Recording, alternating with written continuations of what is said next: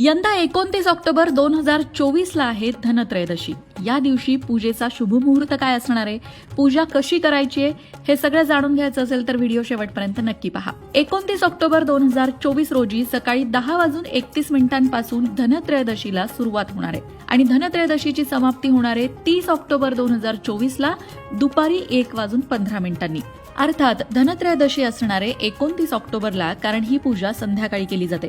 आता धनत्रयोदशीचा पूजा मुहूर्त काय तो ऐका. 29 ऑक्टोबरला संध्याकाळी 7:04 पासून ते 8:27 पर्यंतचा काळ असेल. या शुभ मुहूर्तामध्ये तुम्ही पूजा करू शकता. साधारण 1 तास 23 मिनिटांचा वेळ पूजेसाठी मिळतो आहे. आता वळूया पूजा विधीकडे. दिवाळीचा पहिला दिवस म्हणजे धनत्रयोदशी. धनत्रयोदशीच्या दिवशी आयुर्वेदाचे देवता धन्वंतरींची पूजा केली जाते. बऱ्याच घरांमध्ये या दिवशी लक्ष्मीपूजनही केलं जातं.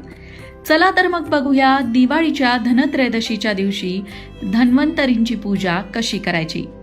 पण त्याआधी चॅनलला सबस्क्राईब नक्की करा आणि आमच्या फेसबुक पेजलाही फॉलो करा.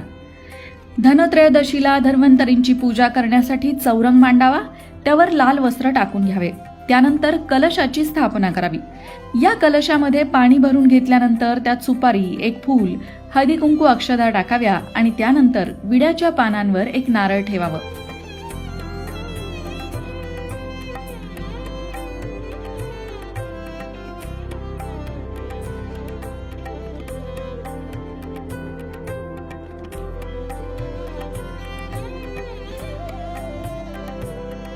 कलश स्थापन झाल्यानंतर धन्वंतरींची मूर्ती किंवा तुमच्या घरात धन्वंतरींचा फोटो असेल तर तो फोटो घ्यावा आणि त्या फोटोचीही स्थापना करावी.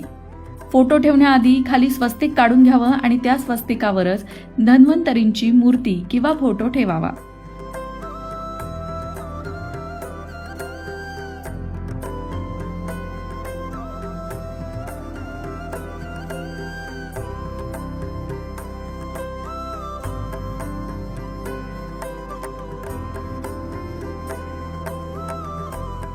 आता पूजेची सुरुवात गणेश पूजनाने करावे. एक सुपारी घ्यावी. ती सुपारी गणपती म्हणून स्थापन करावी. त्यासाठी त्या सुपारीला आधी शुद्ध पाण्याने अभिषेक घालावा. त्याचबरोबर दुधाने अभिषेक घालावा. हळदी कुंकू तसंच फुलं या सगळ्यांनी अभिषेक घालून गणरायाची पूजा करावी. गणपतीची मूर्ती विड्याच्या पानांवर स्थापित करावी.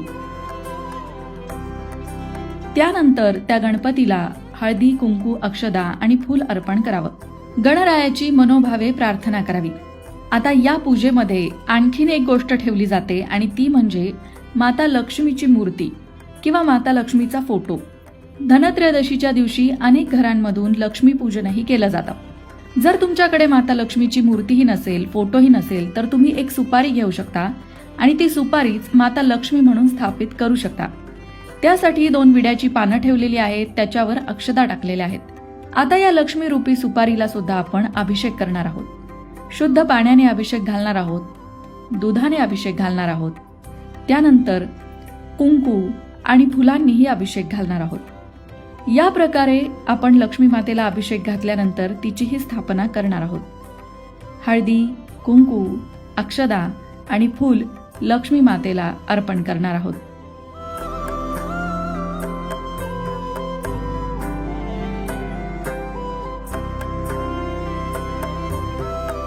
आता धन्वंतरींच्या पूजेकडे वळूया.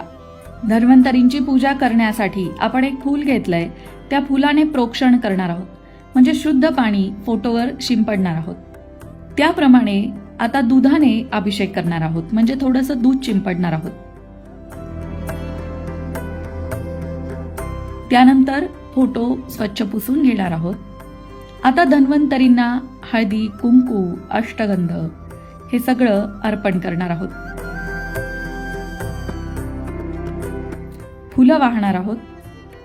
या प्रकारे पंचोपचारे धन्वंतरींची पूजा पूर्ण होणार आहे.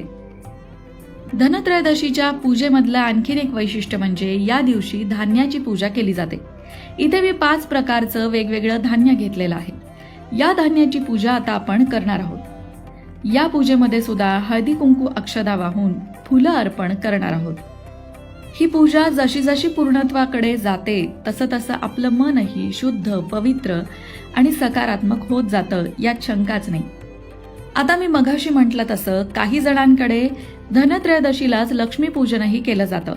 त्यामुळे घरातलं सोनं नाणं किंवा पैसेही मग ते लक्ष्मीपूजनामध्ये ठेवतात. पण इथे आपण धनत्रयोदशीचीच पूजा करतो आहोत, म्हणजेच धन्वंतरींची आणि धान्याची पूजा करतो आहोत. अनेक ठिकाणी आयुर्वेदिक औषधं सुद्धा या पूजेमध्ये ठेवली जातात.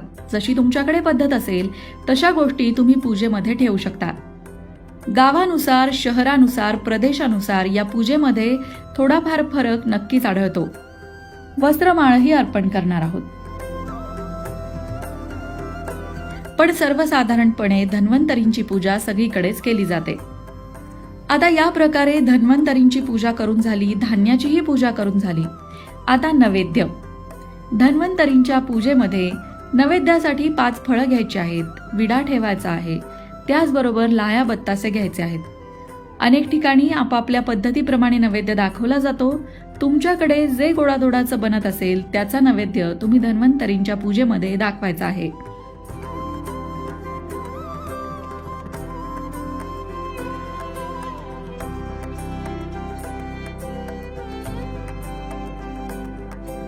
नैवेद्य दाखवून झाल्यानंतर आरती करायची आहे. या आरतीमध्ये गणपतीच्या आरतीने सुरुवात करायची, त्यानंतर महालक्ष्मीची आरती सुद्धा म्हणायची आहे.